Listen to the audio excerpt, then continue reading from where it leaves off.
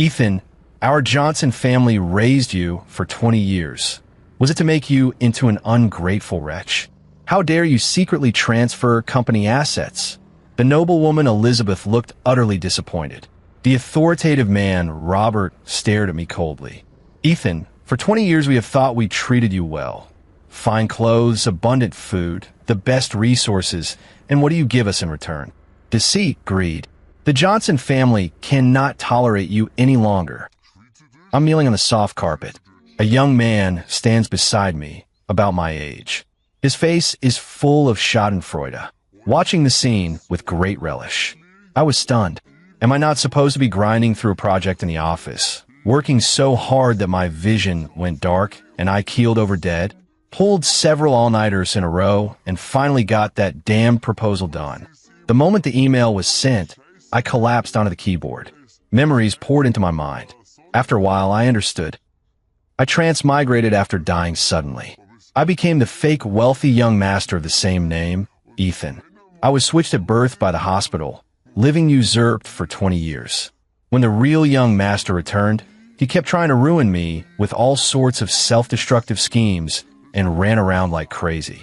In the end, driven to the limit, the real young master and the wealthy family pinned him down and crushed him to death, dying a miserable death. At this point in the plot, the real young Master Alexander was acknowledged back into the Johnson family. All those crappy things the fake young master, had done before, embezzling public funds to invest and failing, using my status to hit on women and cause trouble, and so on, just happened to be exposed. My whole family is putting me on trial and is about to sweep me out the door. Then I'll begin the self-destructive path of being the vicious, supporting male, relentlessly making life miserable for the true young master, becoming a smelly, hard stepping stone on his leveling up journey.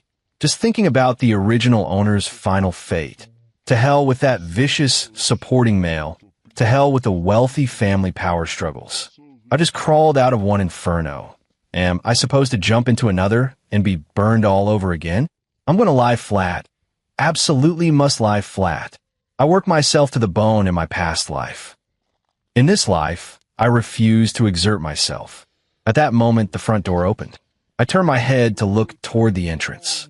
Against the light, a figure walked in.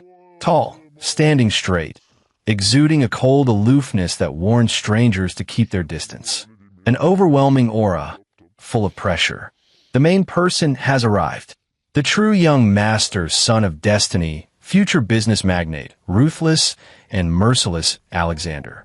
Elizabeth wore an expression of guilt and helplessness. Alexander, you're back. Cheap Father Robert opened his mouth, his eyes reddening. The one watching the show was Daniel, the nephew of the Johnson family. He drew back his neck, intimidated by Alexander's aura. Alexander's gaze fell on me.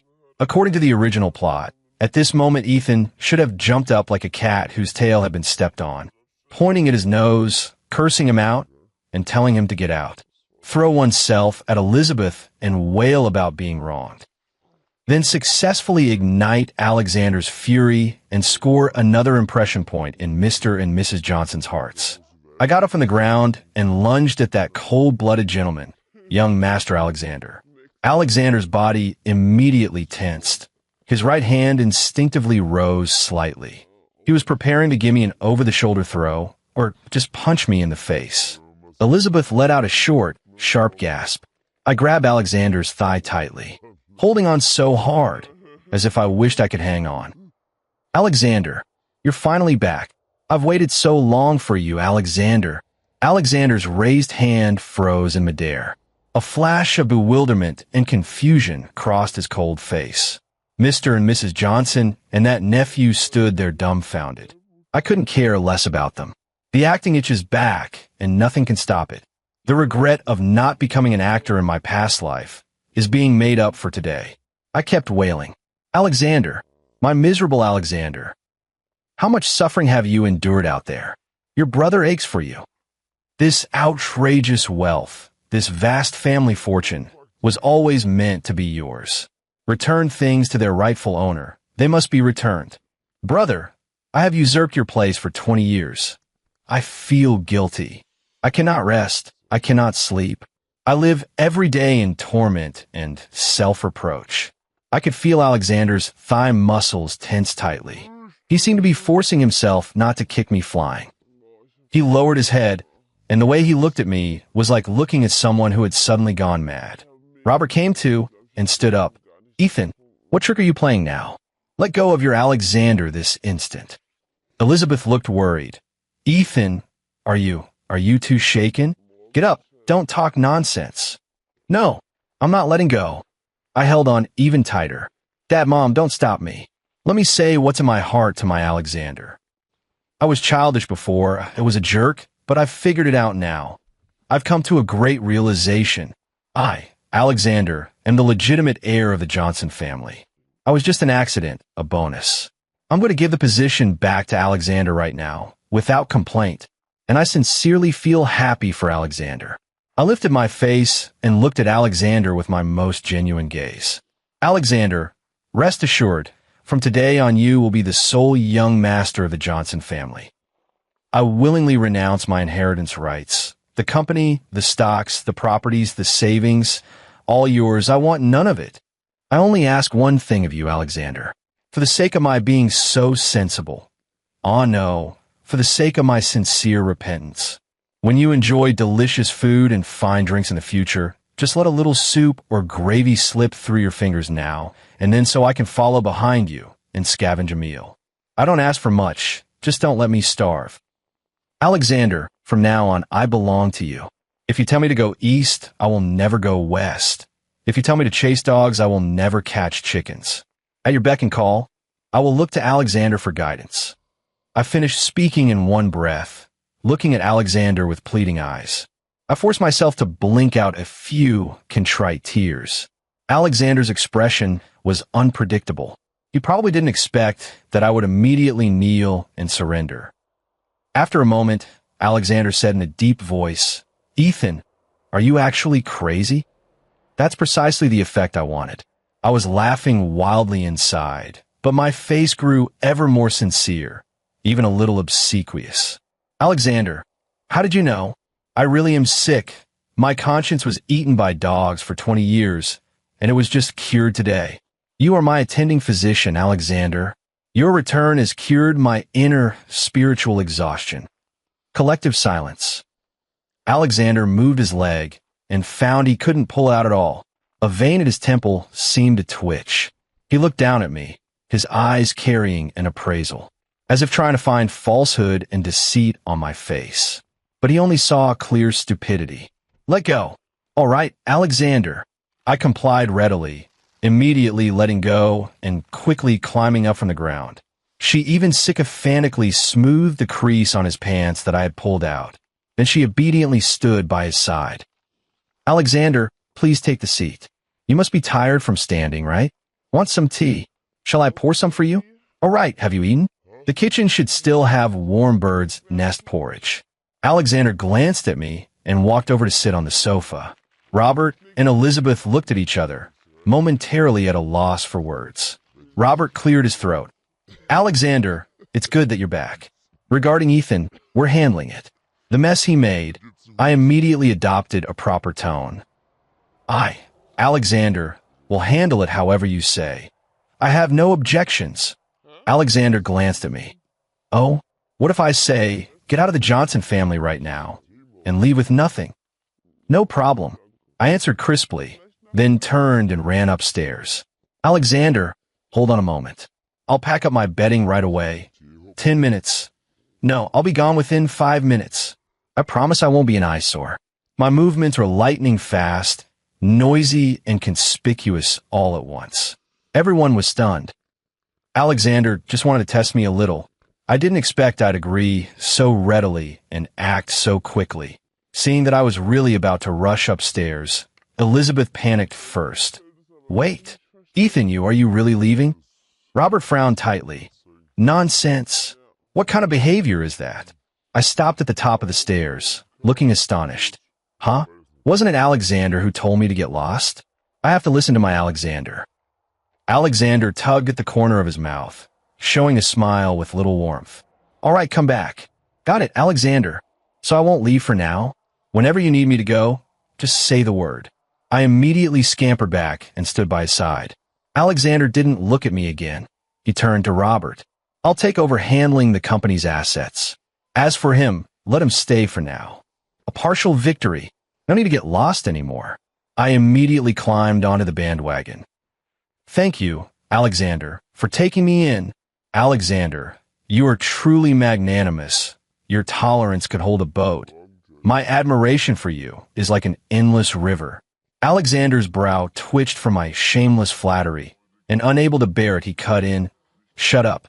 All right, Alexander. I immediately made the gesture of zipping my lips at my mouth. Good girl.jpg. Robert nodded. Alexander, I'm glad you think that way. Tomorrow I'll take you to the company, hold a board meeting, and officially announce your status. Elizabeth hurriedly chimed in, her eyes cautiously ingratiating. Yes, Alexander. Your room has long since been prepared by Mom.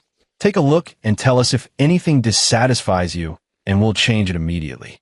Alexander showed no expression, only gave a faint as a response. Alexander, you're tired, right? Shall I take you to your room to rest first?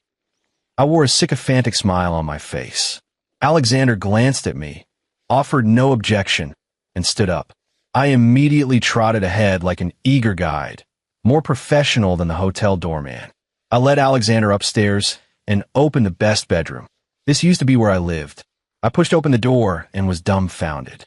Floor-to-ceiling windows, an unbeatable view, an expensive carpet. The bed was big enough to sleep 5 or 6 people comfortably. Alexander, this is your room. It has a wide view, excellent ventilation and lighting, and includes a study and a walk-in closet. I introduced it enthusiastically, while secretly watching Alexander's expression. He still had that deadpan face, showing no sign of emotion. Alexander scanned the room, and his gaze settled on the big bed. Before Alexander could speak, I immediately sprang forward and began pulling the pillows and blankets off the bed. Alexander, please wait a moment. These beddings are what I slept on. They are unworthy of your noble status. I'll change them all right away. Butler, Dorothy, quickly, tidy up the room. The servants soon returned with brand new bedding and nimbly replaced everything. I pointed at the walk-in closet. And these clothes, clear them all out. When will the suit Alexander ordered for me arrive? Hurry it up. This afternoon this closet must be full. I grabbed a pile of the original owner's designer clothes and shoes and stuffed them all into a large suitcase. When I finished, the room looked brand new. I asked carefully, Alexander, are you satisfied? If anything isn't to your liking, just say so and I'll change it right away. Alexander looked at me. What are you hoping to gain by doing this? I immediately straightened my back. Alexander, I'm seeking peace of mind and a sense of security. I was in the wrong before for taking your place. Now that you're back, things should be returned to their rightful owner. It's only right and proper. I only asked to stay by Alexander's side, run errands and do odd jobs, earn a steady living. I would never dare to have even the slightest improper thought. I pointed at the large suitcase on the floor that was packed full of my things. Alexander, if you're not comfortable, I'll go sleep in the servants' quarters or the basement right now. I absolutely won't be in your way. No need, Alexander said lightly. Didn't Mom tidy up a room? You can stay there. All right, Alexander. Thank you for taking me in, Alexander. I felt as if I'd been granted amnesty and picked up my suitcase. Then, Alexander, you rest first. Call me anytime if you need anything. I'll come as soon as I'm called. I left the master bedroom and gently closed the door. I carried the suitcase into the neighboring bedroom. Although not as luxurious as the master bedroom, it was still far better than an ordinary person's house. Perfect. A lazier's den at last. I tossed the suitcase aside and flopped onto the soft big bed, rolling over comfortably. No overtime, no need to worry about the boss's mood, no need to revise the plan, and a big house to live in. This is what life is all about. Lunch, a meal eaten in complete silence, with only the faint clinking of cutlery. I ate quickly, constantly watching Alexander's movements. The moment he put his chopsticks down, I set mine down too and pulled out a napkin to wipe my mouth. When Alexander stood up, I stood up immediately as well. Alexander, are you going to the office? I'll get your bag for you. Alexander, do you want to go upstairs to rest? I'll clear the way for you. Alexander, do you need to use the bathroom? I can, you handle this one yourself. Alexander stopped, spun around, and glared at me, unable to hold back. Don't you have anything better to do? I blinked. Yes, I exist to follow you around, Alexander. Alexander, I'm going to the study to take care of something. Don't follow me. Okay, Alexander, I promise I won't bother you. I'll just wait by the door. Call out if you need anything.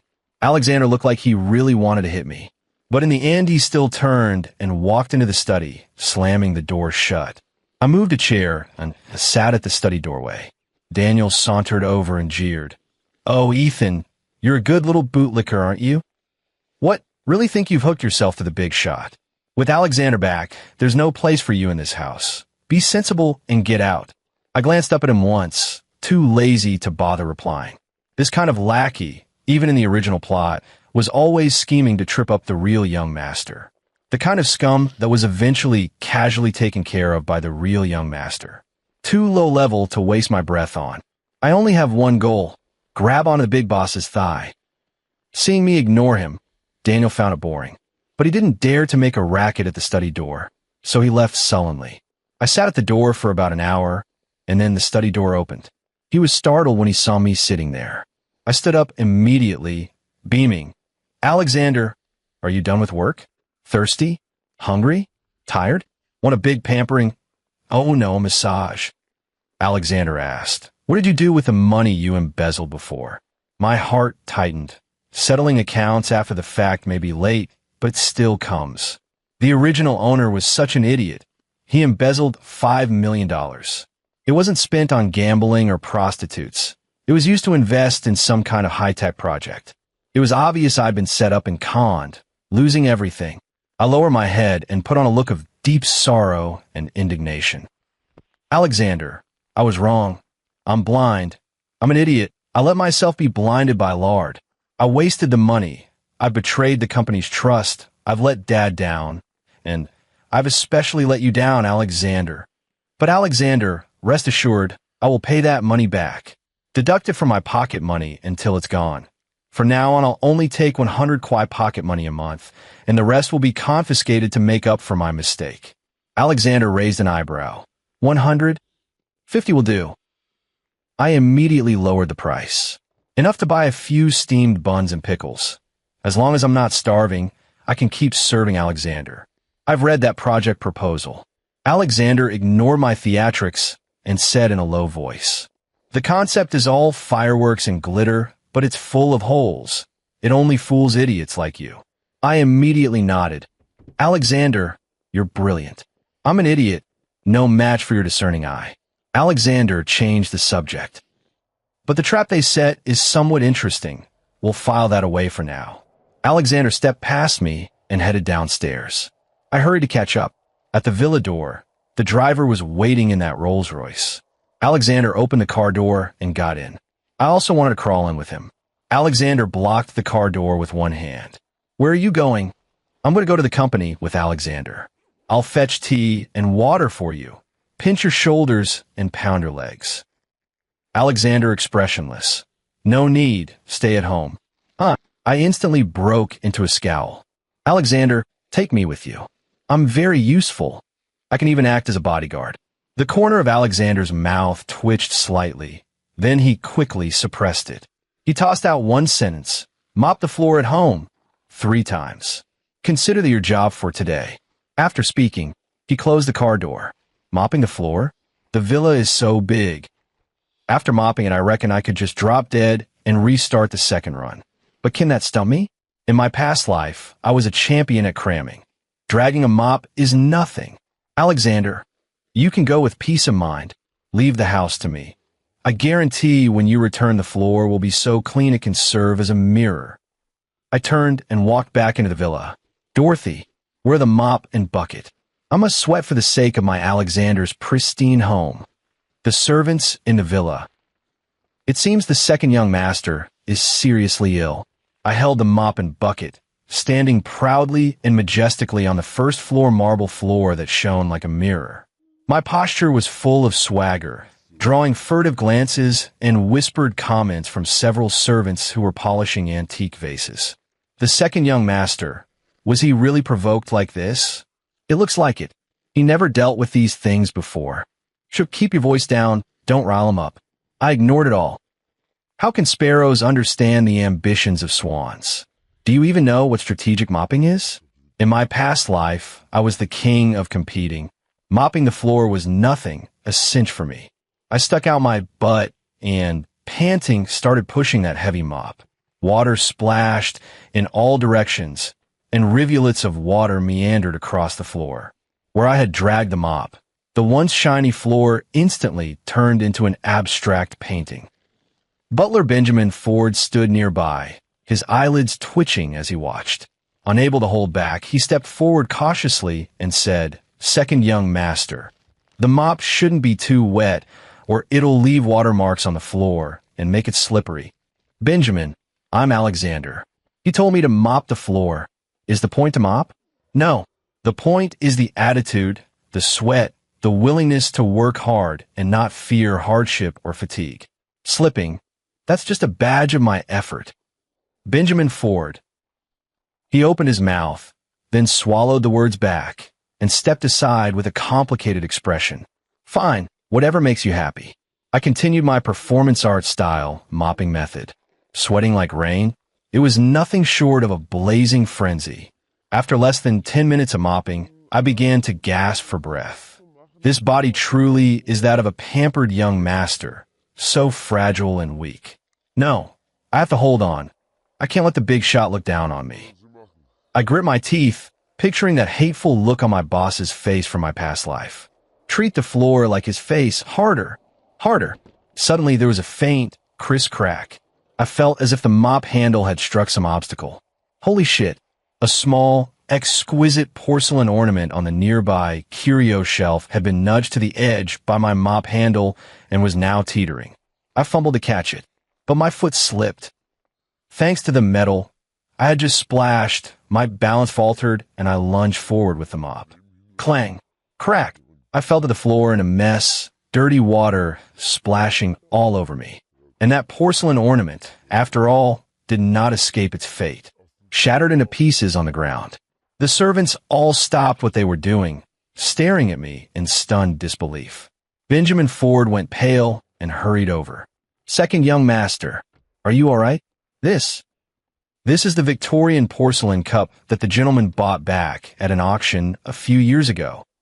I'm lying on the floor, feeling cold and hollow inside. I'm doomed. I've screwed up. This thing sounds expensive. Selling me wouldn't even cover it. When the boss comes back, will he think I did it on purpose? Jealousy turned to hatred, destroying family property and things like that. Then they counted the new debts and old debts together, and directly he sank me into the river. I got up, unable to care about being soaked and in pain, my face full of sorrow. How could this happen? What a pity, such a good thing. I looked up, my face full of self-reproach. "Benjamin, don't say anything more.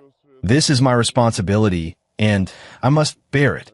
When Alexander comes back, I will personally beg his forgiveness. Beat me, punish me, I will have no complaints. But the work still has to be carried out. I can't let my personal mistake delay the task Alexander assigned. This is my promise to Alexander." Benjamin Ford was completely undone by me. He broke a priceless antique, and his first reaction wasn't to shirk responsibility or be afraid. It was to keep mopping. That head of his must have been pretty banged up. I refilled the bucket and went on mopping, panting and puffing. Just moved much more carefully, avoiding those expensive pieces of furniture and ornaments. By the second pass, I was exhausted like a dead dog, my arms barely able to lift. Sweat stung my eyes, my waist ached, my back hurt, and my legs cramped. Died from overwork in my last life. In this life, I'll die from mopping? That's just tacky as hell. Just when I was about to give up, that annoying Daniel wandered back over. He looked at my disheveled state and laughed exaggeratedly. "TSK, TSK, TSK. Ethan, Are you wrecking the place? Reincarnation of a husky? You've ruined second uncle's favorite. Let's see how you explain this one. He folded his arms and gloatingly smiled. Wait until Alexander comes back. Let's see if you can still swallow it. I rolled my eyes at him. None of your damn business. If Alexander punishes me, I'm fine with it. You're just jealous that I can work for my Alexander, while you're worth nothing. You. Daniel's face flushed from the choking. Talking tough with death at the door. Let's see how long you can stay cocky. He snorted and walked off. I went on grunting as I dragged the mop. By the time I felt like my waist was about to break, I'd finally finished the third pass. I collapsed straight to the ground, like a puddle of mud, not even wanting to move. In the evening, the sound of a car engine came from outside the door. The big boss is back. I jolted upright and sprang up from the floor. Alexander strode in on long legs. The first thing he saw was me standing in the doorway. Benjamin Ford immediately stepped forward and gave a rapid report of the situation, including the heroic sacrifice of that Victorian porcelain cup. Alexander listened, expressionless, his gaze falling on me. I immediately bowed at a 90-degree angle. Alexander, you're back. I've already mopped the floor 3 times. Please inspect it. While I was mopping, due to improper handling, I accidentally broke a piece of porcelain from my father's collection. I am willing to accept full responsibility. Please punish me, Alexander. I took the initiative, keeping a sincere attitude. Alexander said nothing and walked over to the pile of fragments. He fiddled with the pieces and glanced at the maker's mark. A Victorian-era piece, but the copy isn't very good. It's not worth much. Me, huh? Not worth any money? Didn't Benjamin Ford say? I suddenly looked toward Benjamin Ford. Benjamin Ford awkwardly looked away. You, Benjamin Ford, you scare me to death. Alexander glanced at the floor, which looked as if flooded, and his mouth twitched. This is the floor you dragged 3 times? I felt my face flush. Reporting, Alexander, the important thing is the process, the attitude. The result might have a little room for improvement, but I tried. Alexander shook his head. Benjamin Ford, hire a professional cleaning team and clean it thoroughly inside and out. Then he looked at me. Come up with me. I hung my head and followed him upstairs. Entering the study, Alexander sat behind the desk and gestured to the chair opposite. I didn't dare sit. I stood and waited for the lecture. Alexander took out a document and tossed it onto the desk. Take a look. I picked up the document, puzzled, opened it, and froze. Isn't this the contract for that high-tech project the original owner was previously scammed into investing in? Alexander, this is StarTech Inc. Has been registered for less than half a year, and a legal representative is a deadbeat. The way they scammed you wasn't particularly sophisticated, but they hit your impatience and your need to prove yourself. I bowed my head. I'm a stupid one. It's good that you know you're stupid. Alexander gave me no face at all. This company might have some connection to Daniel behind the scenes. I looked up. Daniel, just a suspicion, insufficient evidence. Alexander tapped his finger on the table. He probably wanted you to embezzle company funds to anger your father. Damn, so that kid is not only rude-mouthed, he's cold-hearted. It turned out he was the one who set me up. Alexander, then we can't let him get away with this. I instantly said, filled with righteous indignation. Alexander glanced at me. Do you have any evidence? I choked. Alexander leaned against the back of the chair, a cold gleam flashing in his eyes. The little clown. Let him hop around for a few more days. It doesn't matter. Those $5 million US. Do you intend to make amends with them? My eyes lit up, and I immediately nodded. Of course, of course, of course. Alexander, you say the word. I would climb a mountain of knives or walk through a sea of fire without hesitation. It's not that serious. Alexander said coolly. Next weekend, that con artist Richard Wilson from StarTech Inc. will be attending a yacht party, and Daniel will be going too. Find a way to get in. Keep an eye on them. Listen to see if they say anything useful. And if you can't do it, say so now. Tail them? Sound kind of thrilling. Although it's a bit risky, this is the first task my boss gave me. It's a chance to make amends and prove my worth. I must succeed. I straightened up immediately. I guarantee I'll complete the mission. Alexander, don't worry. I'll definitely remember every single word they say. Alexander waved his hand. Go out. Yes. Alexander. I walked to the door, then turned back. Carefully I asked, Alexander, the cup that was broken. Take it out of your allowance. All right, Alexander. No problem. Alexander. I immediately breathed a sigh of relief. As long as they didn't kick me out, taking my allowance was nothing. Anyway, if I stick with the big shots from now on, will I still be short of money? I stared at the 4 characters masquerade ball on the invitation and fell into thought. My face is somewhat famous in the circles. The original owner was a notorious playboy. If I get recognized, it would tip them off, and that would be bad. You must disguise yourself completely from head to toe. Saturday night, the moonless sky and strong winds. Oh no, the moon is bright and the stars sparse. All kinds of luxury yachts were moored in the harbor.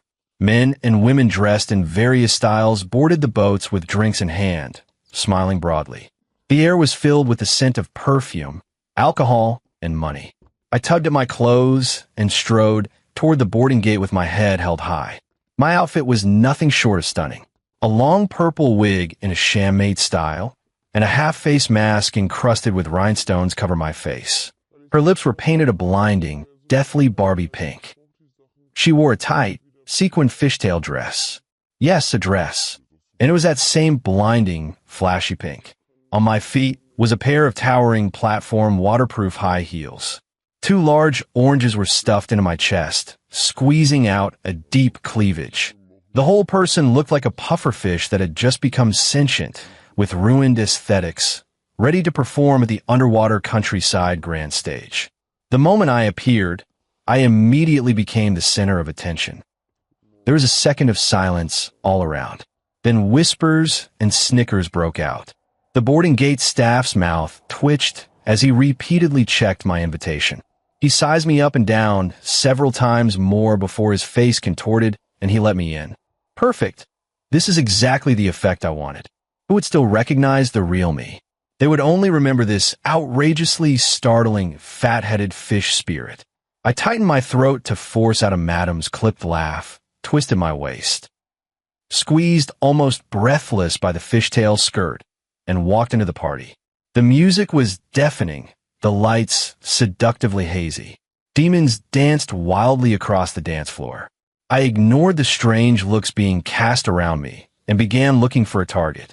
My gaze swept over a crowd of vampires, werewolves, catwomen, superheroes. Finally found the target in a corner booth. That middle-aged man, Richard Wilson, bloated and wearing a king's mask, had his arms around people on both sides, smiling with a lecherous grin. The guy next to him, whose greasy demeanor couldn't be hidden even by a mask, is Daniel's grandson. So they really are colluding.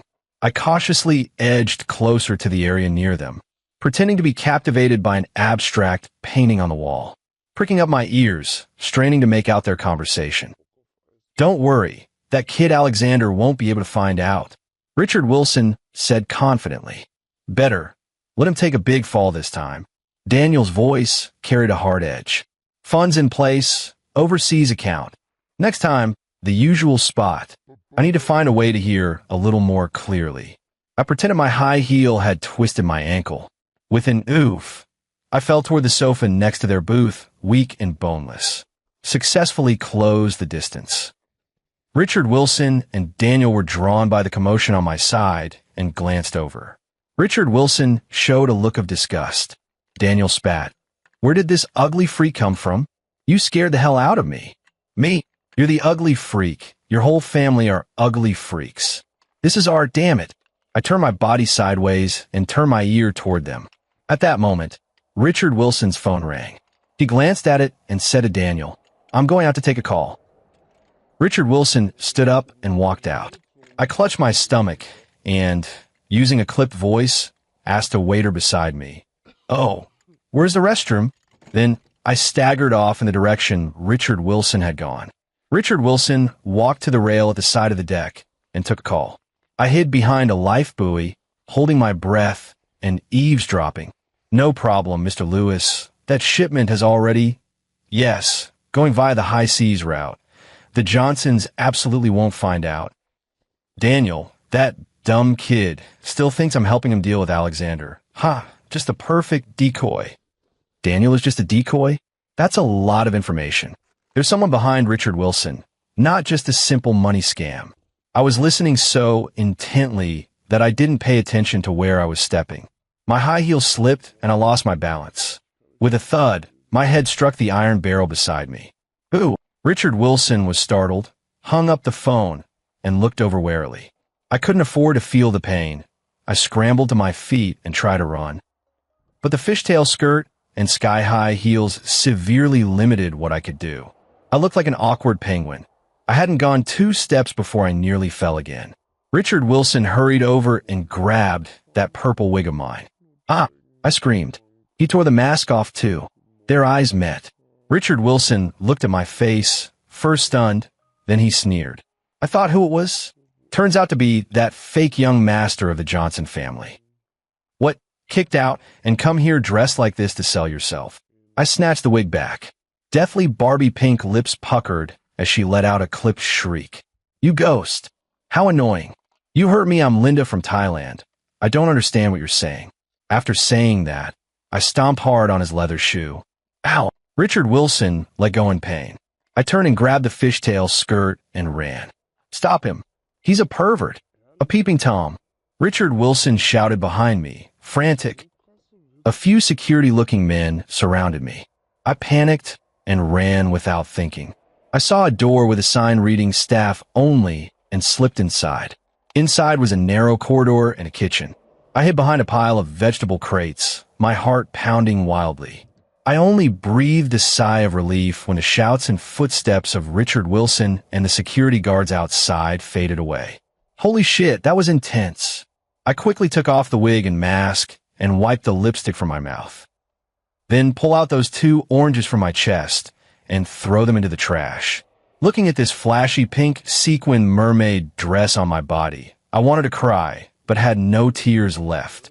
How am I supposed to get out of this? Forget it. I grabbed a chef's jacket hanging on the wall and hurriedly put it on. I took off my high heels and carried them in my hand, barefoot, sneaking out of the kitchen like a thief and blending into the crowd. I felt my way toward the exit. A perilous but ultimately uneventful journey, and I finally got off the yacht. This task was far more eventful than expected. However, the gains were enormous. I took a car back to the Johnson family. By the time I returned to the villa, it was already late at night. The living room light was still on. Alexander sat on the sofa, head bowed as he looked over documents. Hearing a sound, he looked up. When he saw me, looking as if I had just been ravaged by 18 burly men, a crack appeared on his eternally icy face. He put the files down. Are you going to carry out a mission, or have you gone to fight in Syria? I let out a cry and lunged forward. Alexander, boo-hoo. The mission is done. I almost couldn't come back to see you. With snot and tears, I recounted with great feeling how cleverly I had disguised myself to infiltrate.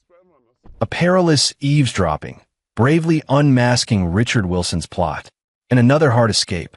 Alexander listened, his frown growing tighter and tighter. When I finished speaking, he was silent for a moment. Go take a shower and change your clothes. Write a detailed report for me tomorrow. Yes, Alexander. Alexander, does this count as making amends? What about that $5 million? Alexander glanced at me and said coolly, given how hard you've been trying, let's call that debt settled. Yay. Thank you, Alexander. You are so magnanimous, wise and mighty, loving your people like your own children. I was instantly overjoyed and wanted to rush forward to cling to his leg. Alexander raised his hand in time to stop me. Go on. All right, Alexander. I happily grabbed my high heels and ran upstairs. Ever since the yacht party where I made my mark, my standing in the Johnson family has undergone a subtle change. My revolutionary friendship with Alexander grows stronger by the day. I successfully evolved from a fake little brother I had to be wary of into a silly, decorative piece. His brain might not be great, but he actually seems a bit useful. That grandson Daniel has been a lot more well-behaved lately. He even walks around me when he sees me. That afternoon, I was curled up on a lazy sofa in my bedroom, shopping online for snacks when my phone suddenly rang. It was an unknown number. I lazily picked it up. Hello? Who is it? No sales calls about insurance. I don't sign up for gym or swimming memberships. And I can't repay online loans. There was silence for 2 seconds on the other end. Then a somewhat familiar male voice came through. It's me. I was stunned for a moment. Who are you? I'm Richard Wilson. Richard Wilson? Why would he call me? I immediately became alert. Mr. Richard Wilson? What do you want with me? I'm warning you, in broad daylight and under heaven, I have connections. I am Alexander. Richard Wilson was momentarily choked by my foolish words and said irritably, Cut the crap. Of course I have business with you. About you, Alexander. Do you want to hear it or not? I frowned. A weasel wishing a chicken a happy new year means no good intentions. No, I don't. My affairs are none of your concern. Goodbye, I said as I was about to hang up. Wait. Richard Wilson grew anxious. Don't you want to know why Alexander keeps you by his side? Do you really think he treats you like a brother? Those words struck me to the heart. Richard Wilson chuckled sinisterly. Kid, don't be stupid. Alexander is very cold-blooded. He only cares about profit. He keeps you around simply because you still have use.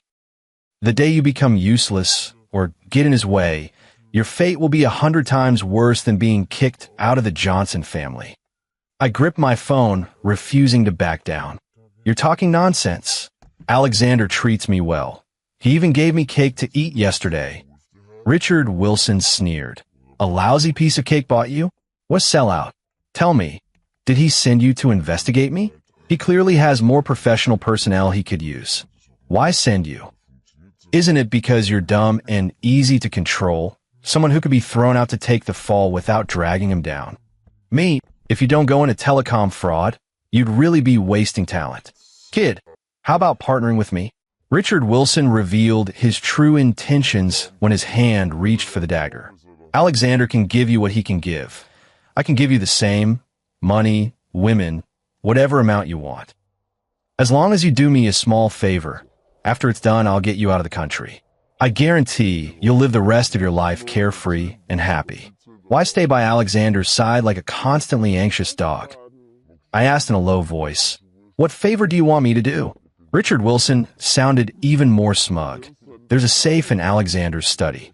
It should contain the bid documents for that plot of land in the west of the city. Find a way to make a copy for me. It's that simple. The plot in the west of the city? That's the Johnson Group's largest recent project. Massive funds were invested, and Alexander is personally overseeing it. A cold sweat instantly broke out across my back. If this favor goes wrong, Alexander could chop me up and feed me to the dogs. Seeing that I remained silent, Richard Wilson raised the stakes. If it's done besides arranging your trip abroad, I'll give you this amount. He quoted an astronomical number. I drew a sharp breath. So many zeros. In both my lifetimes combined, the thing I hate most is being treated like a pawn, like a beast of burden. In my past life, my boss gaslit me. In this life, Richard Wilson still wants to gaslight me? Get lost. Richard Wilson, don't you dare try to drive a wedge into the unbreakable revolutionary friendship between Alexander and me.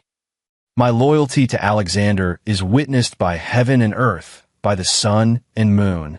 Do you think your stinking money can buy it? Give up that thought of you dying. I'm perfectly happy being with my Alexander. I'll warn you.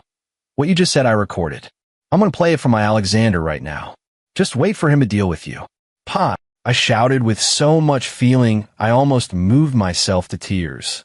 Richard Wilson stood stunned for several seconds before bursting out in a rage. Ethan, you damn well refuse a toast, but accept a punishment drink. Just you wait. I'll see how long you can stay cocky. Alexander can't protect you forever. Nah. I'm gonna be cocky. If you've got the guts, come bite me, Alexander will stomp you flat. I decisively hung up. Thrilling. So thrilling. I actually turned down an astronomical temptation. I really am a loyal and righteous man who treats money like dung. I got up from the lazy chair and ran out of the room. Howling all the way, I dashed toward Alexander's study. Alexander, Alexander, something terrible has happened.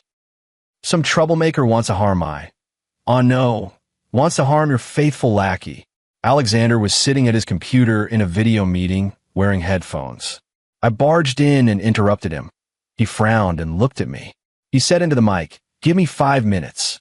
Then he took off his headphones and looked at me expressionlessly. "What crazy thing are you doing again?" I threw myself down in front of his desk. "Richard Wilson called me.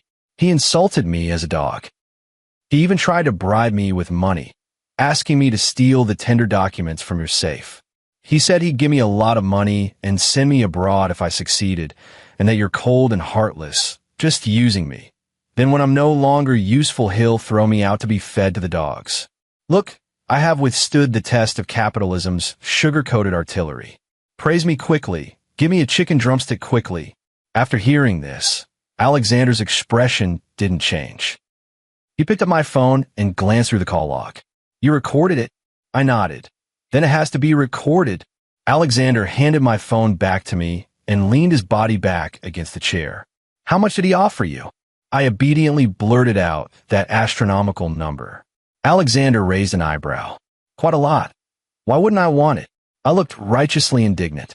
"Alexander, what are you saying? Am I the sort of person who drools over money? Can my loyalty to you be measured by money? He's insulting me, and he's insulting you even more." A faint curve tugged at the corner of Alexander's mouth. "So you went and gave him a tongue lashing, then came to tell me?" "Of course." I nodded. Then his face fell, and he said pitifully, "Alexander, that bastard Richard Wilson even threatened me, saying you can't protect me.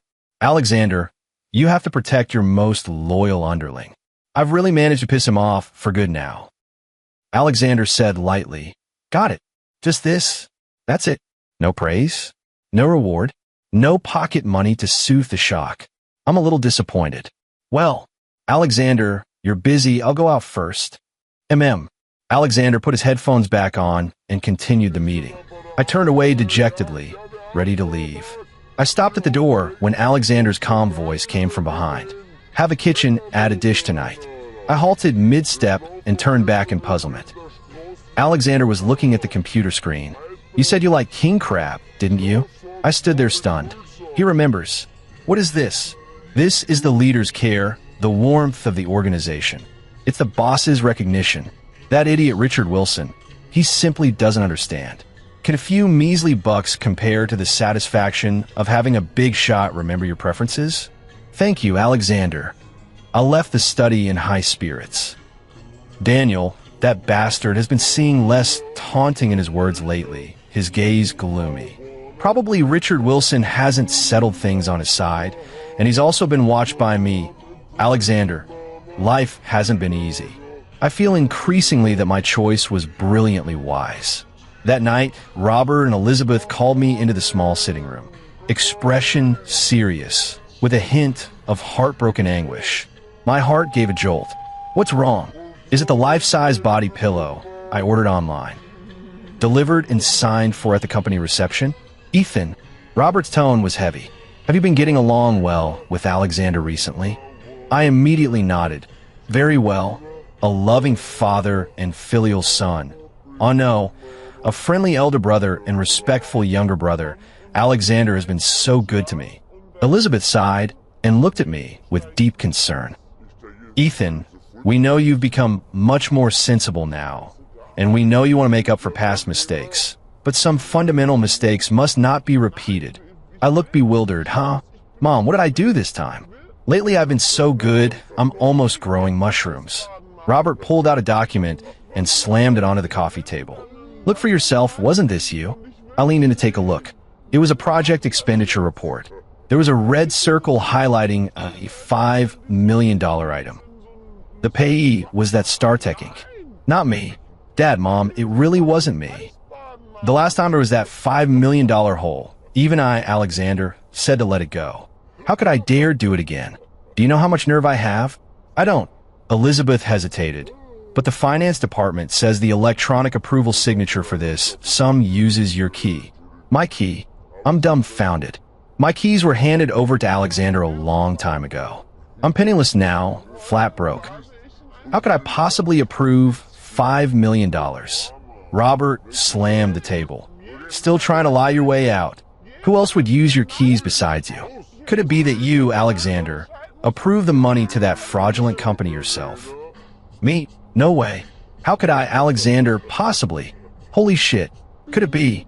Alexander setting a trap by fishing with the law? Using my name to allocate funds to lure the snake out. This move is way too slick. The boss's thoughts really are as deep as the sea.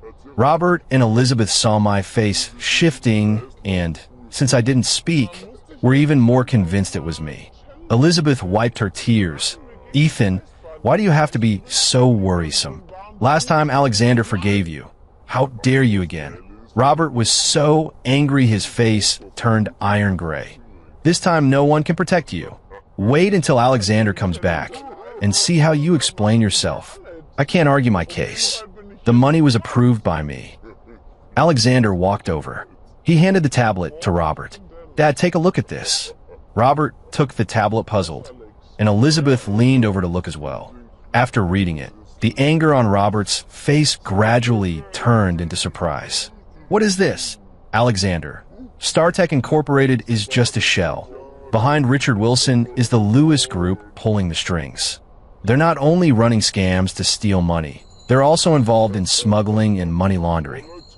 Less than half an hour after the funds were sent out, our people intercepted them, redirected them back into their core accounts, and locked down the locations and money flows. These are some of their offshore account transaction records and cargo manifests. I used Ethan's key to lower their guard, to make them think they could pull the same trick again. I was shocked. Although I had guessed a little, hearing Alexander admit it with my own ears still felt awesome. He really is someone who does big things. Robert looked at me, his eyes full of remorse. Ethan, Dad wrongly blamed you. Elizabeth grabbed my hand. Ethan, I'm sorry, Mom was too anxious just now. I straightened my back at once. Dad, Mom, it's nothing. It's all for this family, for my Alexander. A little grievance is nothing, as long as Alexander needs me. This scapegoat is always on standby. Alexander glanced at me, his expression seeming to say, "You overdid it." I immediately toned it down and put on a compliant smile. Robert looked at Alexander. Alexander, your plan is too risky. What if? Alexander, sit down. The evidence has already been handed over to the Economic Investigation Department. Mr. Lewis and Richard Wilson should be going in for a chat tonight. Awesome. Voice cracks. I cheered for him wildly in my heart. Robert patted Alexander on the shoulder. Good kid has guts and methods. Dad is relieved. Robert and Elizabeth comforted me a few more words and left arm in arm. Only Alexander and I remained in the small living room. Alexander, you're amazing. Strategizing from afar and securing victory 1,000 miles away. You're basically a modern-day Zhuge Liang. But next time you have a plan like this, could you give me a heads up? Alexander's mouth twitched. If I gave you a heads up, could you still act like you were despairingly wronged? Me? All right, the boss is right. With my acting skills, upon learning the truth, I might excitedly rub my hands together, which would indeed easily reveal the act. So, Alexander, does this count as me having done another good deed? I began to ask for a reward. Alexander didn't answer, turned and walked toward the study. Follow me. I hurried to follow. Entering the study, Alexander took a car key from the drawer and tossed it to me. I caught it. At first glance at the emblem, holy crap, Ferrari. Alexander, is this a reward for me? I held the car keys. Thank you, Alexander. Alexander, don't worry. From now on, I'll drive the car you gave me and serve you even better. Alexander had a bit of a headache from my noise and waved his hand. Get out. Okay, Alexander. As soon as I stepped outside, I jumped up on the spot. Yay, I have a car. Hanging out with me. Alexander, you starve 3 days for 9 meals. No, you swap supercars every 3 days. The next day, I drove the brand new sports car out for a spin. That bastard Daniel saw my car, and his face turned as black as a pan's bottom. However, I hadn't had enough fun for 24 hours yet. In the evening, Robert and Elizabeth called me into the study again. This time Alexander was there too. Their expressions were even more solemn than last time. My heart began to pound. What now? I didn't hit anyone with my car either. Robert spoke. Ethan, I discussed this with your mom and your Alexander. I swallowed nervously. We feel that the Johnson family might still not be very suitable for you. My head buzzed. What do you mean? Still trying to drive me away? So it really still won't work. Elizabeth seemed a little reluctant and turned her head away. Robert continued, so we decided. I closed my eyes, awaiting the final verdict. To send you to Young Enterprises for some training. Me, huh? I opened my eyes, thinking I must have heard wrong. Who does Young Enterprises belong to? Robert sighed. Your biological parents have always missed you. Before, out of consideration for your feelings, they didn't bring this up, but now, perhaps it would be better for you to go back. The Young family is stronger than ours and can offer you better opportunities. Elizabeth's eyes were red as she nodded. Ethan, when you go back, you have to be obedient. Don't be willful. I was stunned. They're not sending me away. They're sending me back to my biological parents. Still an even bigger, wealthy family. I can't quite keep up with how this plot is unfolding. I looked toward Alexander. He lifted his head. Young Enterprises has an entertainment company that happens to be shore manager. You should go try it out so you won't loaf around at home, causing trouble. I held my mouth open, looking at this and then at that. The plot twist almost fried my CPU. So I'll just keep being a wealthy young master. They even want to give me a company to run? Although it sounds like they're packaging me up and throwing me out as a nuisance. But isn't this treatment a little too good? Robert took out a document. This is the equity transfer agreement. Consider it a little compensation from us. I looked at the document, feeling like I was dreaming. So I went from being a fake young master of a wealthy family to a real one. He looked at me, his gaze a little less icy than usual. Go back over there. Don't lose my people. I held that weighty document in my hands, my nose a little stingy. I gave a big smile. Dad, Mom, Alexander, thank you. Don't worry. I will work hard and never embarrass you. When I make a name for myself, I'll come back to see you in my private jet. Alexander, get out. Honestly, that's a huge twist. My CPU is a little overheated. Yesterday, I was still the nominal second young master of the Johnson family, licking at the icy eldest brother begging for shelter. Today, I've become a genuine heir of a wealthy family, about to take office as the CEO. Life's huge ups and downs are really thrilling. Navigation destination, Starlight Entertainment. This was the company my birth mother, Margaret Young, shoved into my hands to welcome me back. Not too big, not too small. Barely scraping into the second tier of the entertainment industry, mainly focused on artist management and film and television investment. In my mom's words, use this to practice first. It's okay if you lose out. Mom will buy you a bigger one. Listen to this outrageously rich remark. I love it. With my real mom as my safety net, can I just lie flat without a care? Hee hee hee. The car stopped beneath an office building in the city center. I straightened my suit, held my head high, and strode through the doors of Starlight Entertainment. The receptionist glanced up and put on a professional smile. Hello, sir. Do you have an appointment? I cleared my throat and adopted the domineering CEO manner. I'm Ethan. The receptionist girl was momentarily stunned. Ah, Mr. Ethan, hello. Mrs. Margaret Young has already instructed me. I'll take you to your office. They arrived at the office and pushed the door open. Mr. Ethan, your secretary will be here shortly. I'm stepping out for now.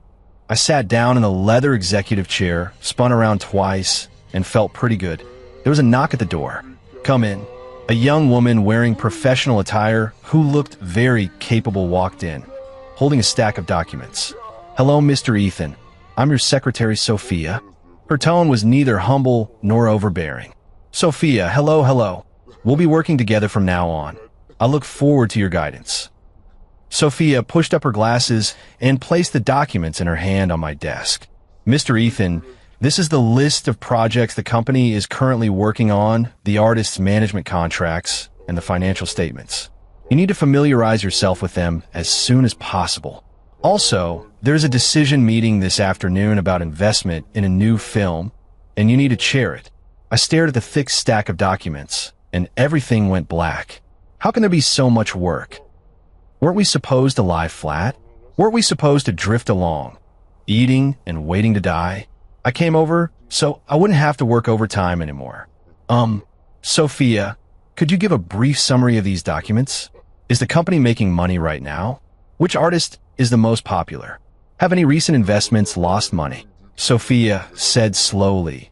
The company is currently in a slight loss. Top actress Emily Stone's contract expired 6 months ago, and she was poached by a rival. Number one actor Noah is mired in a cheating scandal and hasn't gotten any jobs for 2 months. The web series they recently invested in lost everything because the male lead was arrested for drug use. Me? Good grief. What kind of practice company is this? It's obviously a mess. Margaret Young, you really are my birth mother. Seeing my collapsed face, Sophia added, What Mrs. Margaret Young means is that these are all minor issues, so you don't need to feel pressured. Just go ahead and do it. I twitched the corner of my mouth. Minor issues? It's a miracle the company hasn't gone under yet. Fine. The dream of being a salted fish is temporarily broken. Time to hustle. I picked up the report, glanced at it for not even 2 moments, and already felt dizzy. All right, leave it here for now. I put down the report and decided to start with the easy tasks. What was the topic of this afternoon's meeting? It's about whether to invest in a youth romance film. That's Summer's Quiet Love. Sophia answered. The director is a newcomer, the budget isn't high, but the script is pretty good. It's just that there's a lot of disagreement in the investment department. What disagreement? Because the lead actress strongly recommended by the producers is Noah's rumored mistress, Chloe. If we cast her, Noah might break off completely. If we don't, the producers might refuse to work with us. Holy crap. Right off the bat, they want me to handle some melodramatic love triangle triggered business crisis? I rub my temples. Where is Noah right now? Probably at the gym? He's been hanging out there whenever he's free lately. Let's go. I stood up. Take me to see this top brother. Sophia was momentarily stunned, apparently not expecting my first move to be directed at this. She nodded. All right, Mr. Ethan. The company has an on-site gym. When we went in, there was only one person inside. He was lifting weights, muscles bulging, sweat pouring down like rain. Noah was indeed quite handsome, though there was a brooding look between his brows. Seeing us come in, Noah stopped what he was doing and picked up a towel to wipe his sweat. He cast a cold glance at us. Sophia, is there something you need? Sophia introduced. Noah, this is our company's new Mr. Ethan. Only then did Noah look me squarely in the eye, tugging at the corner of his mouth. Oh, you mean that young Master of the Young family just formally took back? Here to experience life. That tone, pretty abrasive. I smiled at him. Teacher Noah, you're in a foul mood. What? Venting your anger through exercise. Noah's face darkened. If Mr. Ethan's here to gawk a spectacle, then by all means, go ahead. How could that be? I came to bring you some warmth. Noah and Sophia both looked at me suspiciously.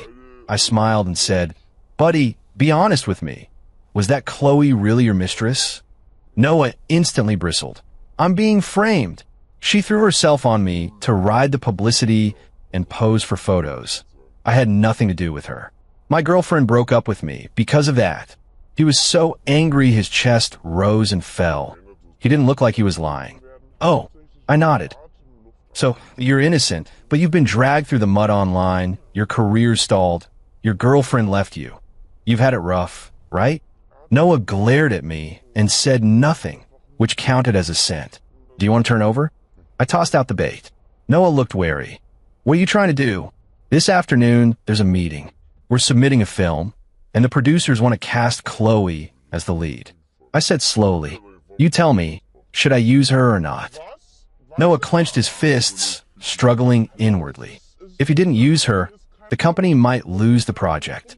If he did use her, He couldn't swallow that pride, and it would be the same as tacitly accepting that gossip.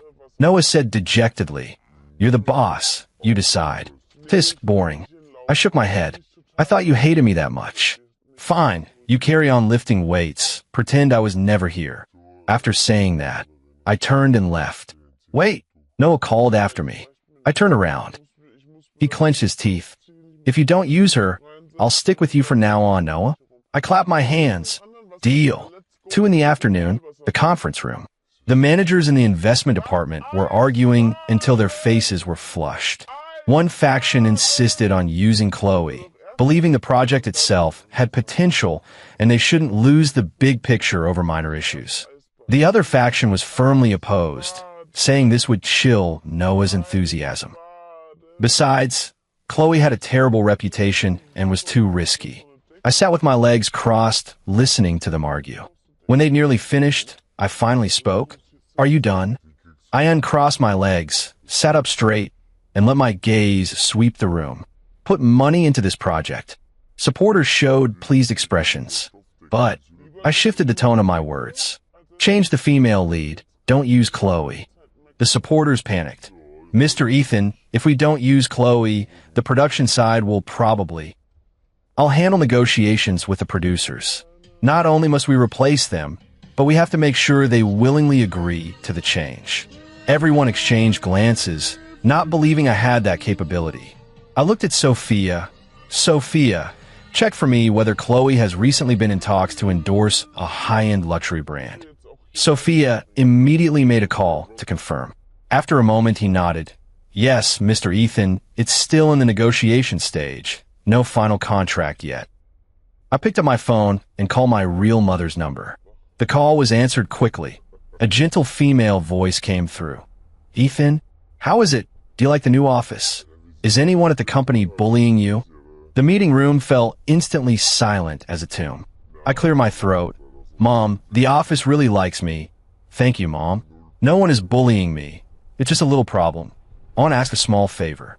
"Oh, what problem? Tell Mom." "It's that I set my sights on an endorsement with a high-end luxury brand and want to try to get it for our company's artist. But someone named Chloe is also competing for it. Mom, could you maybe put in a good word over there?" My mom chuckled lightly. "What big deal? Which brand?" "I'll have my assistant handle it right now." "That Chloe? Never heard of it, and you won't hear about it again." "Thanks, Mom. You're the best." "Mua." I blew a kiss into the phone. After hanging up, I looked at the stunned crowd and shrugged. Done. Now the producers probably won't insist on using an actress who's been blacklisted by the luxury circle, right? As for the female lead, I stroked my chin. I think Noah would be great. Everyone... "Ethan, Noah is a man." Sophia whispered. "I know. Who says the male lead in a youth romance can't be a top man? We'll make him a tragic, handsome, powerful male lead on a revenge arc. Make some slight changes to the script, emphasize how the male lead is slandered and abandoned, then how he perseveres, returns to the top. Very inspirational, to win lots of fans." I grew more and more excited as I spoke. When the film is released, Noah's real-life injustices will be cleared, the buzz will be there, his career will be revived, killing several birds with one stone. Perfect. The conference room was deathly silent. A flicker of light passed through Sophia's eyes as she quickly jotted something down on the tablet. "That's settled. Meeting adjourned." I stood up and strode out of the conference room with flair. Managing a company isn't that hard, as long as your imagination is big enough and your connections are strong. Back at the office, I was about to send Alexander a message to show off when my phone rang first. "Hey, Alexander, miss me? Let me tell you, Ethan, it's only your first day, and you're already blacklisting artists and forcibly changing scripts. Do you think the Yang family is such a big shady tree that anyone can take shelter under it?" Alexander's voice was icy. In an instant, it blew my small, newly swelled pride to pieces. "Alexander, how did you find out so quickly? Haven't I only been done for less than half an hour? Did he plan a mole on my company? Or is Sophia working for him? If I want to know about the Yang family's movements, I'll find out naturally." Alexander's tone was calm, yet carried an invisible pressure. Answer my question. I swallowed. I decided to keep playing my silly persona. Alexander, I'm only doing this for the company. That Chloe, she bullied our artist, Noah. He was falsely accused. I'm standing up for justice.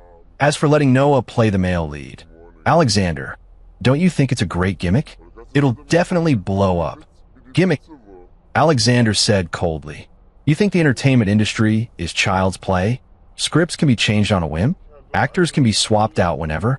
Do you know how many contracts, how much money, and which connections are involved behind this? Mia, I don't know, but Mom said, don't use Mom as an excuse. Alexander's tone took on a trace of severity. Can Mom protect you for a moment, for a lifetime? Do you want everyone to think you're a useless person who only relies on your family forever? I was stunned by his scolding. My chest felt a little tight, and I felt somewhat aggrieved.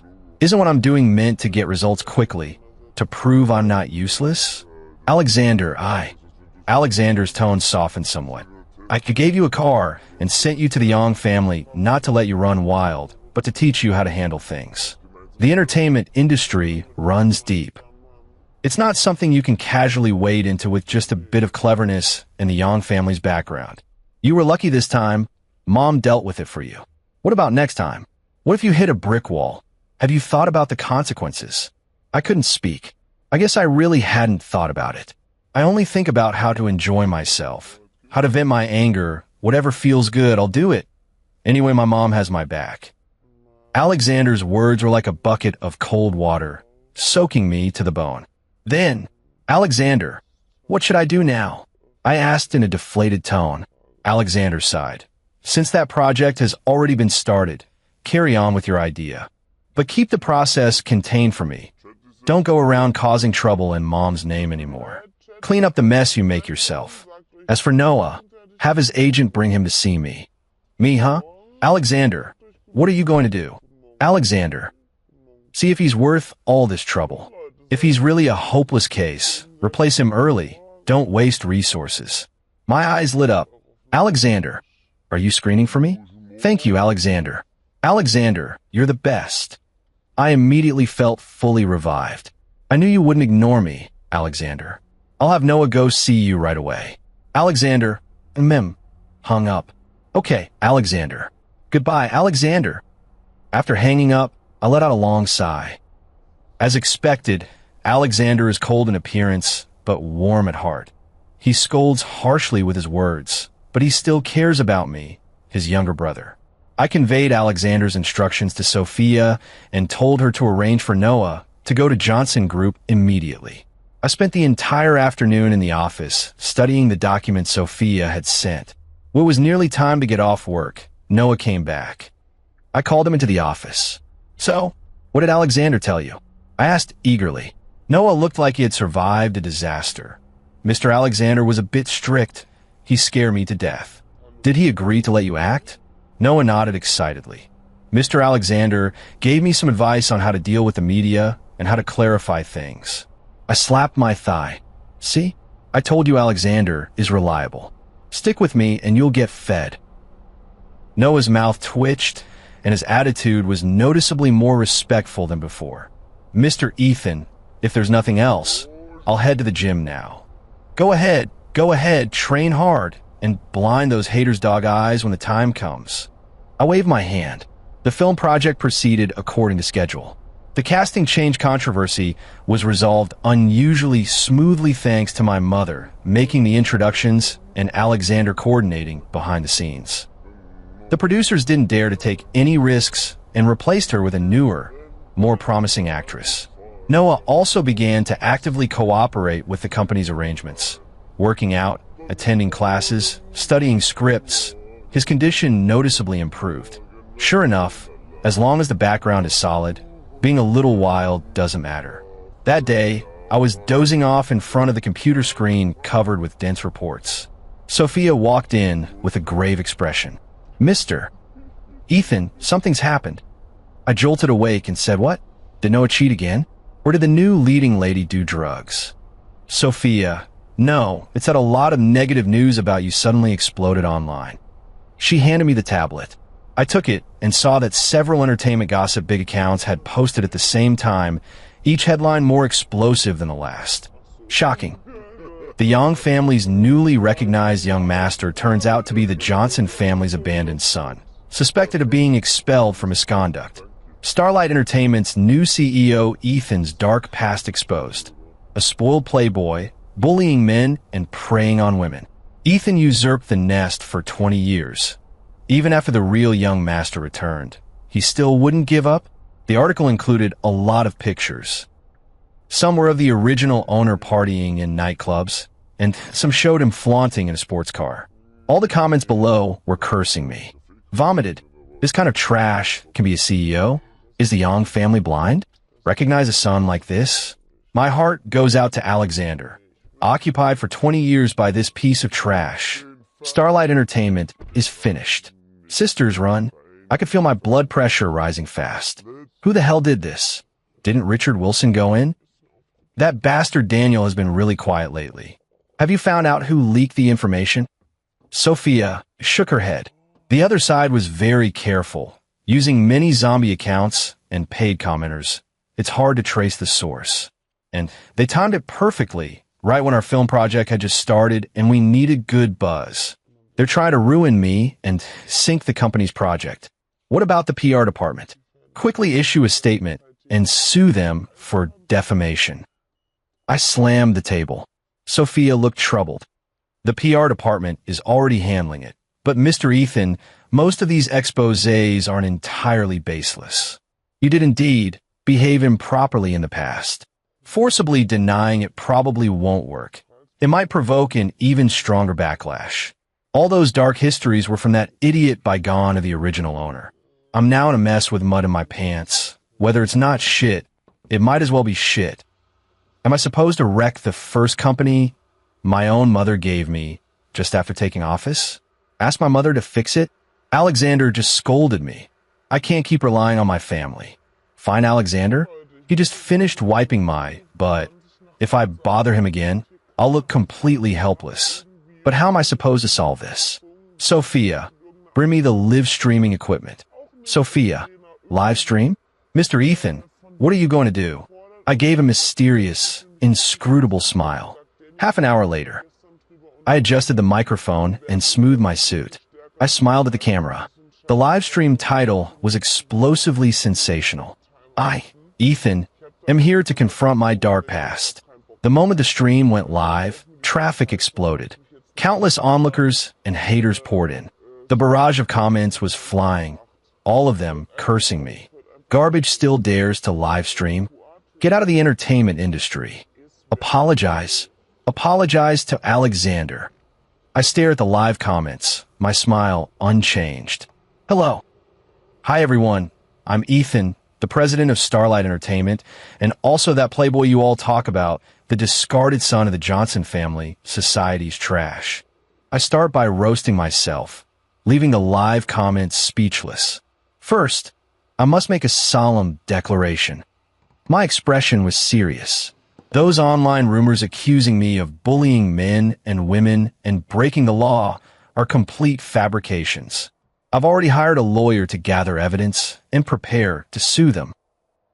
I shifted my tone, my voice growing low. As for the past 20 years, occupying the Johnson family's position and enjoying a luxurious life I shouldn't have enjoyed, I admit to that. I am sorry to my Alexander. Whenever I think of it, I am so ashamed I can't sleep. I clutch my chest, so I was driven out of the Johnson family. I deserved it. I have no complaints. Question marks appeared in the comment stream. Then how dare you still act like the CEO? Someone cursed. Good question. I immediately replied. Why do I have a nerve? Because I don't care about having any. On-screen comments. Sophia, public relations manager. I know I'm useless, incompetent, and apart from having been born into a good family, I have nothing. But I have one thing, a heart that wants to remake myself. The Yang family accepted me. It's not that I'm so good.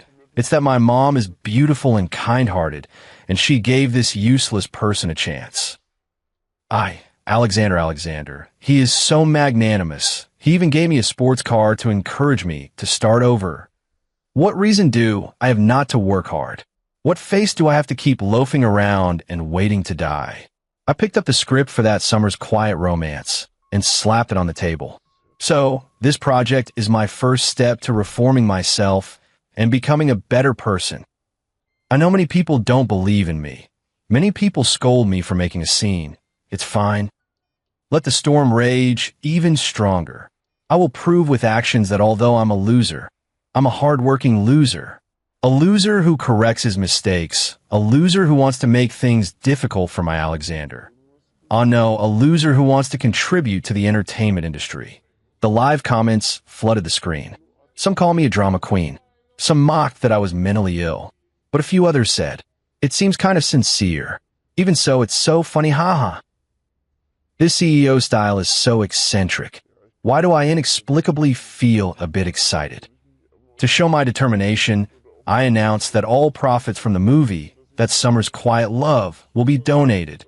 I'll set up a Back to the Right Path fund to help young people who, like me, once went astray but want to reform. I'm Ethan. I do what I say. Welcome everyone online to supervise. After finishing, I bowed to the camera. The haters were all stunned, not knowing how to attack now. A string of flashy special effects suddenly floated through the live stream. The highest value tipping gift. User Alexander tipped Heart of the Universe, *10. Alexander, the show is over. The barrage froze for a moment, then started flooding even more wildly. WTF? Alexander? Is it me? Alexander is here. Ha ha ha, the performance is over. Alexander's roasting is spot on. The person themselves has arrived. Fight, fight. Alexander actually came to watch my live stream and even tipped me. I immediately wailed into the camera. Alexander, you're here. You saw it all, right? Your little brother was bullied so badly. You have to stand up for me, Alexander. Alexander, you caused it yourself. You solve it yourself. After saying that, it showed he had left the live stream. The direction of the barrage completely changed. Alexander is here too. Looks like the brothers aren't actually estranged. Ethan really does seem different from before. Though it's silly, why do I kind of find myself becoming a fan? For Alexander, I watched this movie. +1, +10086. After the live stream ended. Hashtag Ethan livestream hashtag. Hashtag Alexander parachuted into the live room hashtag. Hashtag turn back is sure fun hashtag. And those topics surged to the trending searches. Although public opinion is still controversial, it is no longer uniformly negative. There are quite a few people finding it entertaining. Sophia and the public relations manager looked at the direction of public sentiment, exchanging glances. Could this new president possibly be feigning folly while being very wise? I let out a long breath and slumped into the chair. Done. Just as I was feeling pleased with myself, my phone rang. It was my biological mother, Margaret Young. As soon as she picked up, her voice came through with a smile. Ethan, Mom watched the live stream. Mom, did I get into trouble? Get into trouble? No. Margaret Yang's laughter grew louder. I think it's fun, very creative, just like my son. Don't worry, that fun thing, I'll back you up. If it loses money, it's on me. I have been stumbling along in the position of president at Starlight Entertainment for about half a year. In these 6 months, when there were problems, my real mom handled them. When there weren't, she fawned over my Alexander. I relied on Sophia for daily matters and on wild ideas for decisions. Somehow, I managed to make the company lively and successful. The movie, That Summer's Quiet Love, was released. Thanks to Noah's tragic yet strong comeback persona and the huge buzz generated by my livestream incident, and the film's own solid quality, it actually became a box office dark horse, raking in huge profits. With tears in my eyes, I donated the portion of the profits I had promised. He established the Turn Back to Shore Fund and sponsored several wayward youths to start businesses. One of them, who opened a Jianbing Guizi stall, turned it into a popular shop. Noah successfully turned his life around thanks to this film and won a Best Newcomer award. He cried his eyes out when accepting the award, thanking heaven and earth. Thanks to my discerning, unconventional Mr. Ethan, the company has signed a few promising new hires, and the project is gradually getting on track. Although I still can't understand the reports, and meetings often veer off into what to have for dinner at night. But Sophia always manages to ground my wild ideas and turn them into feasible plans. I'm increasingly convinced that doubling her annual salary was one of the wisest decisions I've ever made. Every few days I drive my sports car over to the Johnsons for a free meal. I call it reporting on work, but in reality, it's just to show my presence in front of Alexander. I bragged to him about how much more the company has earned. He would tell me to shut up in a disgusted tone, yet casually throw in a tip or two. Each time it would make everything suddenly clear to me and help me avoid pitfalls. That bastard Daniel has completely wilted ever since Richard Wilson and Mr. Lewis went in. He even goes out of his way to avoid me, probably afraid Alexander will follow the trail and expose his mess. I couldn't be bothered to pay him any attention. A lowly lackey wasn't worth my energy. One sunny afternoon, I was sipping bubble tea while playing games on the company computer. Sophia knocked and came in. Mr. Ethan, the front desk downstairs, says someone is looking for you. Who is it? Do you have an appointment? No appointment. No seeing. Can't you see I'm, contemplating company strategy? My eyes never left the screen. Sophia was silent for a moment and said, he says his name is Michael. Michael who? I don't know him. Wait, my finger hesitated and the character in the game was instantly killed. Michael? Why does that name sound so familiar? Michael? Which Michael? Is it the Michael I know? Sophia nodded. He said he's your brother, my dear. Me? What the hell? Is there such a character in the original novel? It seems, probably, way later in the plot, there's a line mentioning that the Young family has a youngest son who was raised abroad for his health. So not only do I have a birth mother, I also have a birth younger brother. What does he look like? Sophia thought for a moment. Very handsome. Not quite your style. Seems rather quiet. Not my style. That means he's normal. I breathed a sigh of relief. Luckily, not another idiot. Otherwise the Young family's genes would be beyond saving. Let him come up. I straightened my suit. After a moment, the office door was pushed open. A young man walked in. Tall, wearing a simple white shirt and casual pants, clean and fresh. Delicate features, fair skin, clear eyes, looking harmless, even a bit timid. This is my younger brother? The art style is totally from a different dimension than mine. He is practically the perfect second male lead straight out of an idol drama. Are you Michael? The handsome young man nodded, curiosity in his eyes as he looked at me, and spoke softly, Brother. That brotherly shout made me feel completely at ease. Hey, good little brother. I immediately stepped forward and patted his shoulder. When did you come back to the country? Why didn't you say something in advance? Does Mom know? Just got off the plane. Wanted to give you all a surprise. Michael smiled. His smile was clean and a little shy. Mom doesn't know yet. I pulled him down onto the sofa. Sophia, quick, make my brother the coffee I've been saving, the best coffee, and book the best restaurant. Tonight we're throwing a welcome party for my brother. Sophia responded and went. I fussed over Michael, playing the role of a long-lost elder brother with all the enthusiasm it deserved. Michael wasn't very talkative. He answered when asked and spent most of the time quietly listening to my bragging. Occasionally he nodded, a faint smile at the corner of his mouth. One obedient, sensible, and worry-free younger brother. This is literally an angel of a little brother. I was moved, immersed in the feeling that with such a brother, what more could a brother ask for? Michael suddenly asked softly, Bro, I saw on the news that you didn't have a very good time with the Johnsons before. I waved my hand. Bah, your brother's fine. The Johnsons treated me well, and from now on you have your bro to look out for you. Michael nodded. So, brother, are you still in touch with the Johnson family? Especially Alexander? In touch, yeah.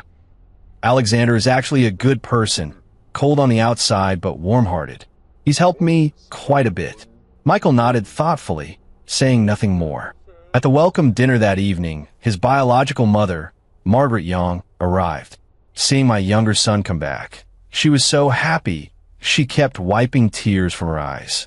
A meal filled with joy and harmony.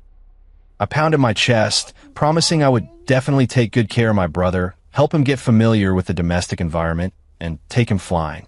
After dinner, I drove my brother back to the villa my mom had given him. When I got out of the car, Michael looked at my flashy Ferrari and smiled. "My car is special." I proudly gave a thumbs up. "Of course, my taste is like this."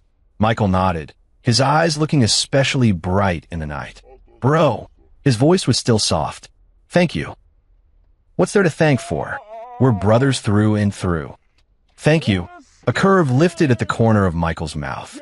"For making Starlight Entertainment run so successfully and with such flair." "Me, huh?" By the time I reacted, he had already turned and walked into the villa. His back was straight. There wasn't a trace of the timid look anymore. I sat in the car, mulling over his last words. The more I thought about it, the more I felt something was off. Help him run Starlight Entertainment with flair? Help him? I took out my phone and called Sophia. "Sophia, quick, check for me." "Michael, my brother, is he abroad recuperating or studying? What major is he studying? Also, does he have any shares of the Young family or asset authorizations under his name?" Sophia's efficiency was as high as ever. Half an hour later, she called back. "Mr. Ethan, I've found it. Second young master, Michael graduated with honors from Wharton School abroad, majoring in finance and management. A few months ago, Mrs. Margaret Young transferred management of part of her assets to him, including the absolute 51% controlling stake in Starlight Entertainment." The phone in my hand fell into the car. So that seemingly harmless, well-behaved, quiet younger brother of mine, he came back to take over the estate? I've worked diligently, pouring my heart and soul into it for half a year. Was I just working for him? I painstakingly dragged Starlight Entertainment back from the edge of bankruptcy, made something of it, and then returned it to its original owner. So I've gone from being a real, wealthy young master back to being a worker again. I slumped in the driver's seat. After a long while, I picked up my phone, found a number, and dialed. The call rang for a long time before someone answered. Alexander's cold voice came through on the other end. "What trouble have you gotten into this time?" I held the phone, my voice wavering, carrying the weariness of someone who has seen through the world. "Alexander, I feel like I'm about to get kicked out again. Can I go back and cling to your thighs some more? Speak like a normal person. Alexander doesn't know what mischief I'm up to again. Alexander, it's real." I wore a miserable expression. My biological younger brother Michael, he's back. He looks so obedient and pure, but damn it, he's a white cut black. He graduated from Wharton and is a major shareholder of Starlight Entertainment. He's the legitimate heir. I'm just a temp watching his stall. Now the heir's back inspecting the work, and I feel like I'm about to be packed up and kicked out. There was a few seconds of silence on the other end of the phone, then I heard Alexander chuckle. He actually laughed. I'm already this miserable, and he's still laughing? Does he have any humanity? Alexander, you're actually laughing. Is your heart made of iron? I accused. Alexander's tone was a bit mocking. So after all that fuss, streaming and donations, you still ended up making a wedding dress for someone else? Me? That cut deep, bro. Alexander, you can't stand by and do nothing. Can I go back now and be your driver? I can serve you tea and water too. I promise I won't bother you. I'll start dressing in black, white, and gray from now on. I definitely won't wear gaudy purple or flashy pink anymore. I can't interfere with matters of the Young family. Alexander refused coldly. Also, I think your younger brother is much smarter than you. He might not drive you out. What? I froze. Keeping you serves multiple purposes. It steadies Mrs. Margaret Young, makes the outside world think the Young family is harmonious, and provides a ready-made scapegoat to attract fire, killing several birds with one stone. Alexander analyzed with calm cruelty. As long as you don't make a fundamental mistake, your place as the useless older brother might be more secure than anyone else's. Me, although it sounds a lot like an insult, on second thought, it actually makes a lot of sense. Just like when Alexander kept me back then, Even useless people have their uses. Thinking of it that way, I suddenly wasn't so flustered anymore. I even felt a little smug.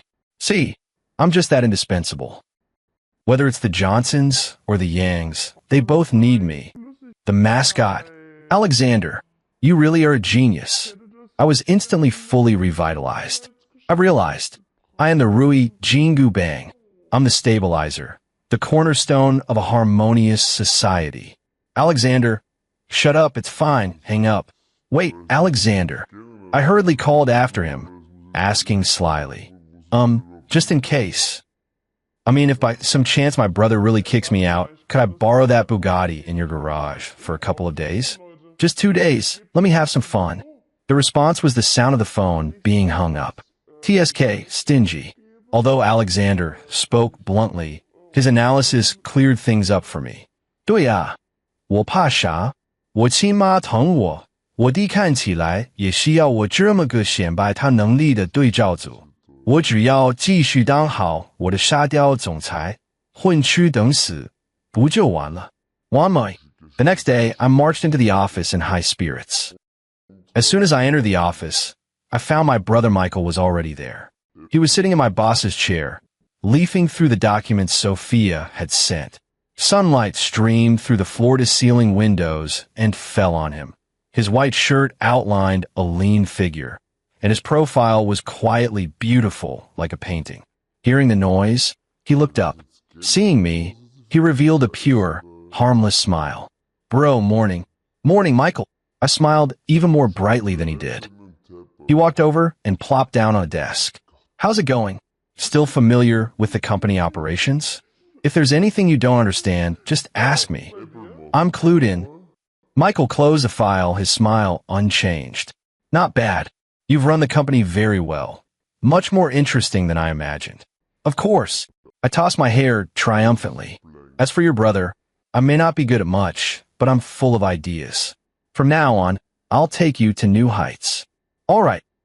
Michael nodded obligingly, then picked up a report. But bro, I looked over last quarter's marketing expenses.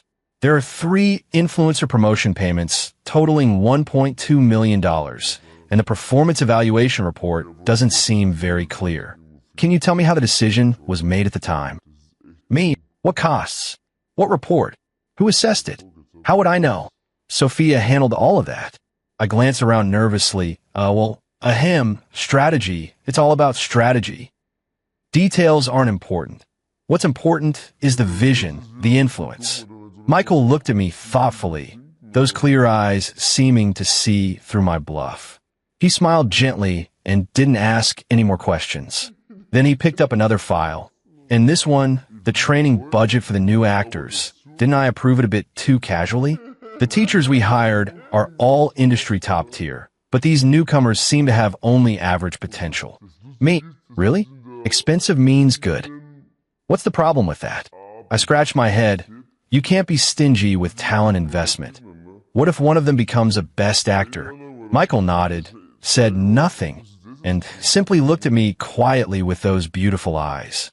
I felt creeped out by his stare, even more uncomfortable than when Alexander stared at me. Alexander's cold is a physical attack. My brother's smile is magical damage. Just when I was about to lose it, he suddenly stood up and put the documents back on the desk. Brother makes a good point. He smiled, harmless as a lamb. The company does need some different ideas. From now on, I'll leave the big picture direction to you. As for those tedious financial and operational details, he paused, then looked towards Sophia, who was watching her nose and watching her heart.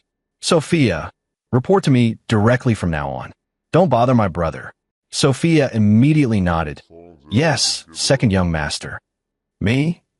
Wait a moment. Why does that sound so familiar? Wasn't Alexander the one who sidelined me like this back then? History repeats itself.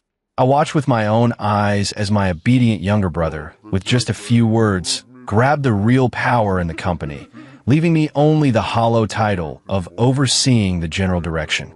And I damn well can't oppose it, because he seemed to be thinking entirely of me, being considerate of me. Michael walked up to my side and patted my shoulder, the exact same gesture Alexander used back then.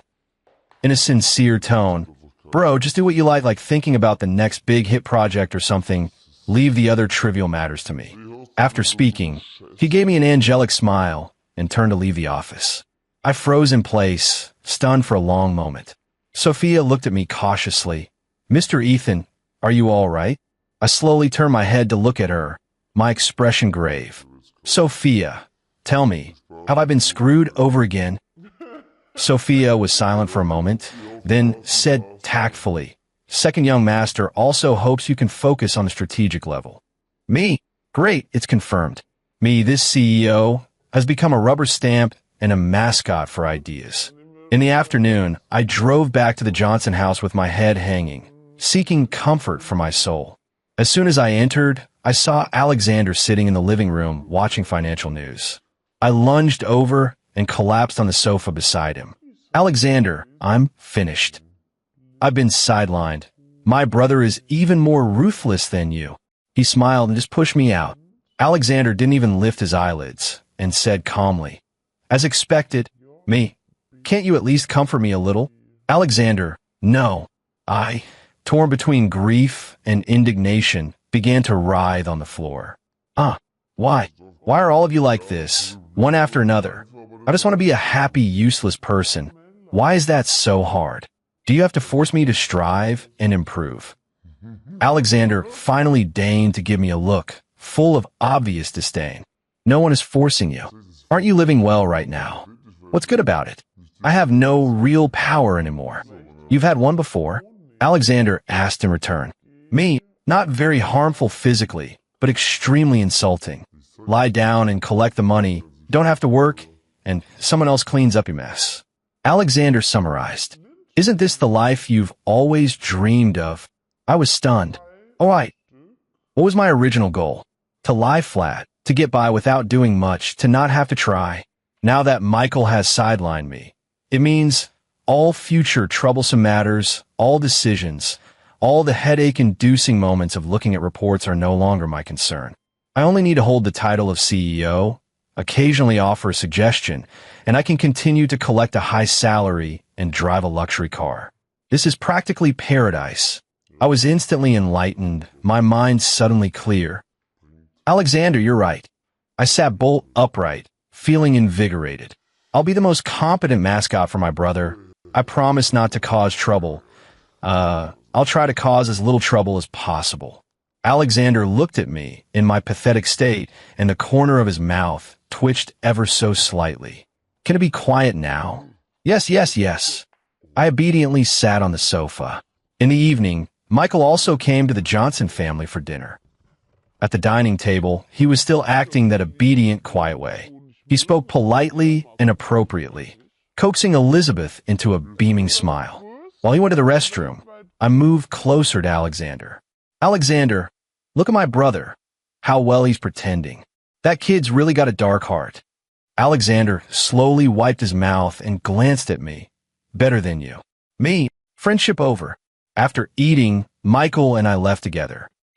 At the door, I put my arm around his shoulder and gave a little laugh. Michael, from now on the company's in your hands. Don't worry, I'll fully support you at work. You tell me where to hit and I'll hit. Brothers United can cut through metal. Michael looked at me, his smile pure. All right, bro. With you here, I can relax. Looking at that sincere smile, I silently scoffed. You're right, I don't buy it. You're one rotten kid. But on the surface, the two of us appear to be brotherly and respectful, happily harmonious. After his car drove away, I immediately took out my phone and sent a message to my mother. Mom, I think Michael is really outstanding. I trust him completely to handle the company. From now on, I'll just focus on being his cheerleader and shouting encouragement. My mom replied quickly, Ethan, you're so sensible. Mom always knew you were the best brother. Is your allowance enough? I'll transfer you some more. Seeing the huge pocket money deposited into my account, I couldn't stop smiling. Perfect. My status went from fake young master to real young master, and then to a wealthy idler. But my core desire to win without effort has never changed.